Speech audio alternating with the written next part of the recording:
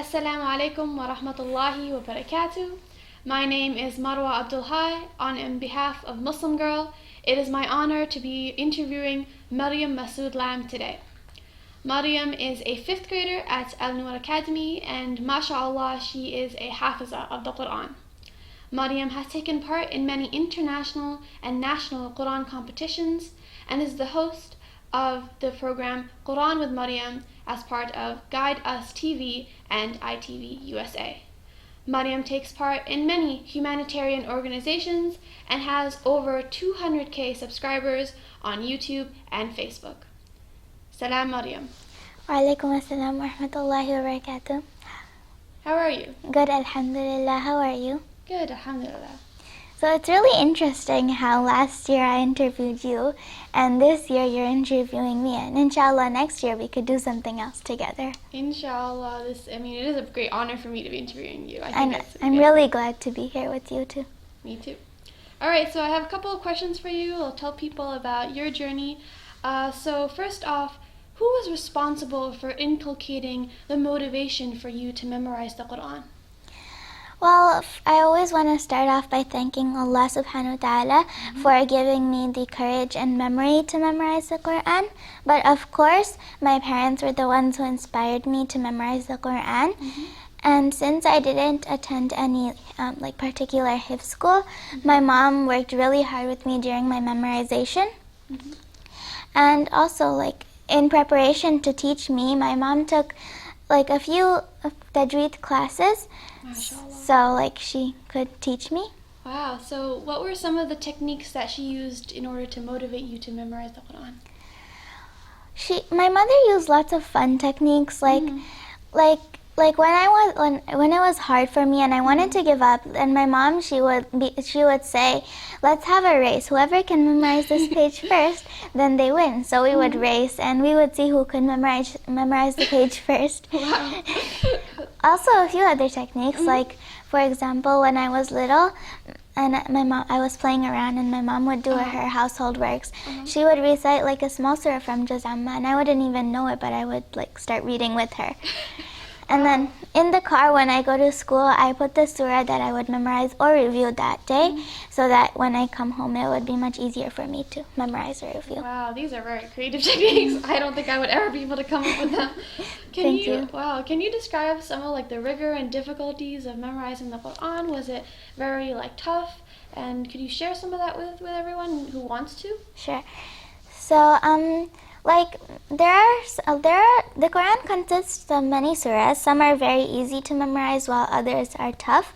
So it would be better if we start off with the easy surahs, like the Juz Amma surahs, and then we could move on to harder surahs, but relative, not too big. Okay. So for example, Surah Al-Kahf. All right. For me, the surahs that have the same ayahs repeated many times, like Surah Al-Mursalat or Surah Al-Rahman, were a little bit difficult to memorize. And my most difficult surah to memorize would probably be Surah Nur or Surah An-Nisa. But now, since I reviewed them, they got much easier. Oh, that's good. And also, big ayahs were also kind of hard to memorize. So when I came across these ayahs, I would break them into parts and then I would memorize them separately. And obviously the creative techniques. So it's very interesting to see that you're very involved in Quran with Maryam and Guide Us TV and many humanitarian organizations. So how do you find the time to balance that with schoolwork? Is that difficult, or how do you find it? Well, I'm probably not as busy as you are, and my TV is a great place to be in. But it is true that I do Quran with Maryam on Guide Us TV and ITV USA. Sometimes I have a lot of homework and projects, but I try to manage everything. When I come home from school, right after that, I start my homework, and then after I'm done, I take some rest, and then after I pray Maghrib, then I start reading my Quran. And the key here is consistency and efficiency, so that it helps you to manage everything you're doing. I think this is great advice for me too, to balance my college life. So very good advice.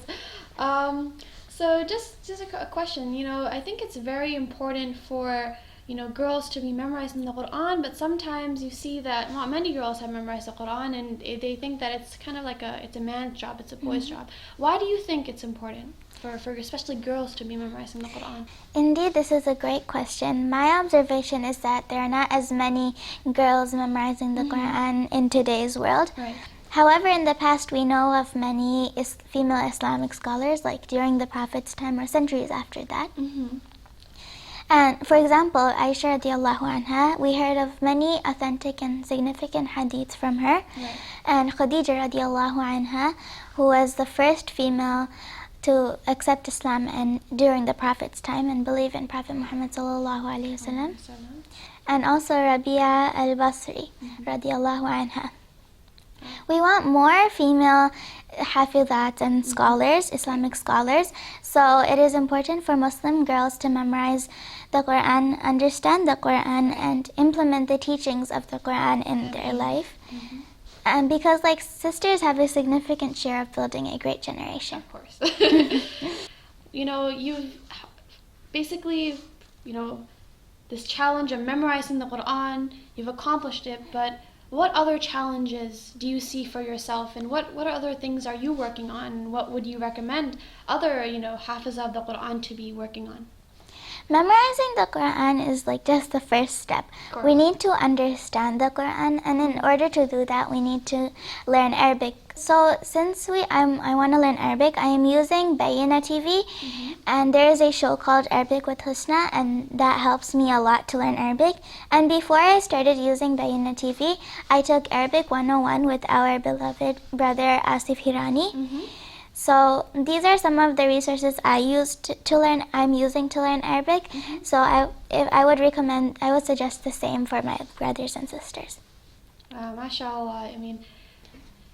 So Maryam, I know that you're only in elementary school, but I'm going to ask you this question anyway. So what do you want to be when you grow up? What's your life goal, per se? I have two goals. One is for the hereafter, of course, and one is for this world. For the hereafter, I want to be an Islamic scholar to motivate the younger children to memorize and understand the Qur'an and to understand the true beauty and peace of our religion, Islam.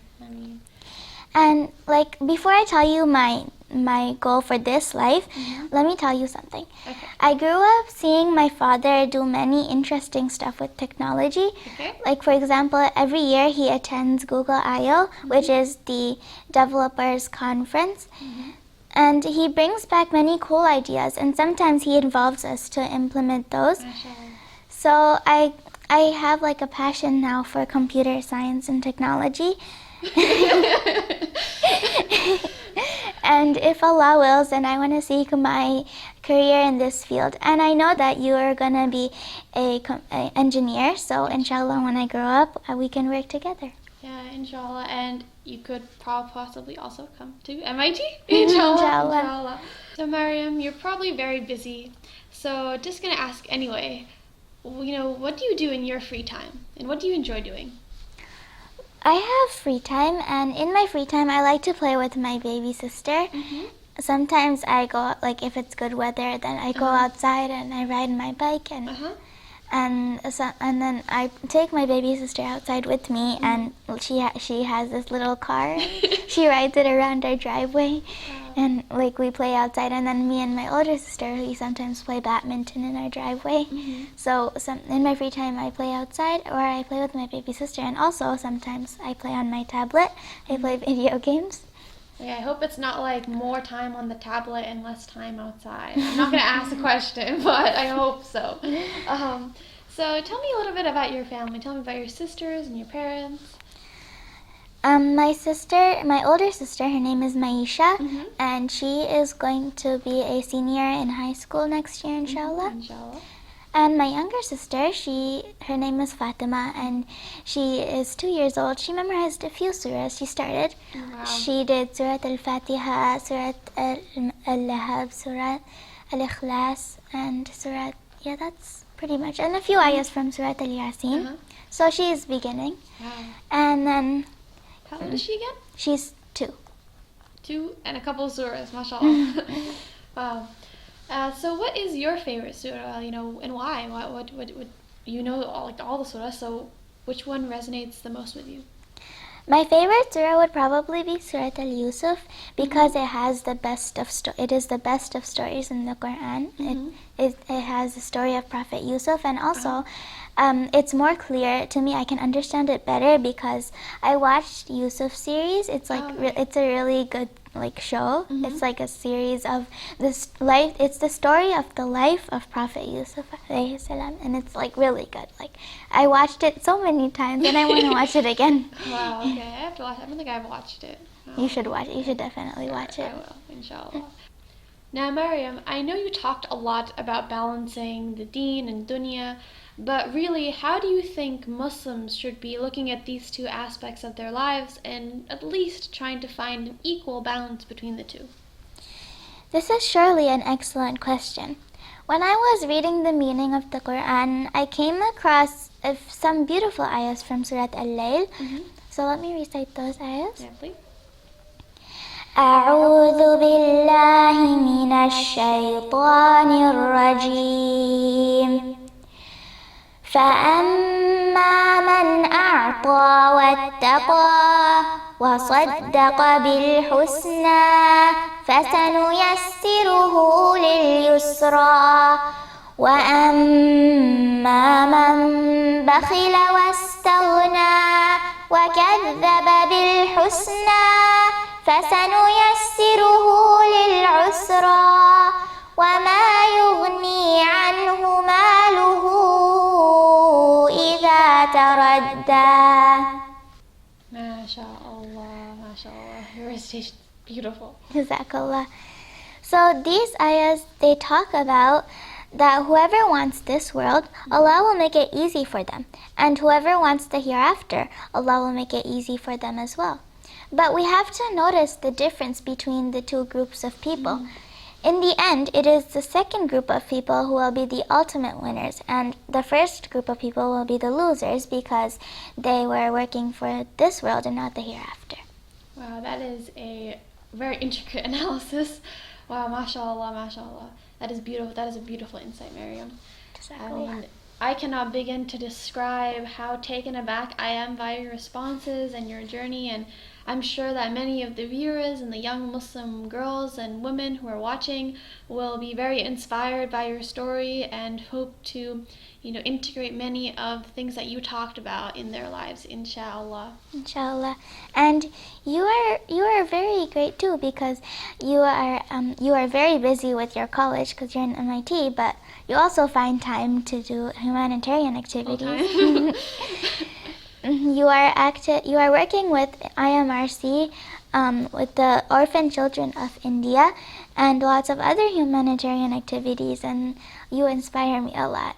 I don't know about that, but I mean, may inshallah, when you're just a little older, even now, may we both work together and try to, for the betterment of humanity, work together, and for the sake of Allah, work together. To help the lesser underprivileged Muslims across the globe, and use our privilege to help them, inshallah. Ameen. So thank you everyone for watching. If you would like to learn more about Maryam and her work, you can Google her on Facebook or YouTube, Maryam Masud, and inshallah find out more about the wonderful work she's doing. Assalamu alaikum wa rahmatullahi wa barakatuh. Assalamu alaikum wa rahmatullahi wa barakatuh.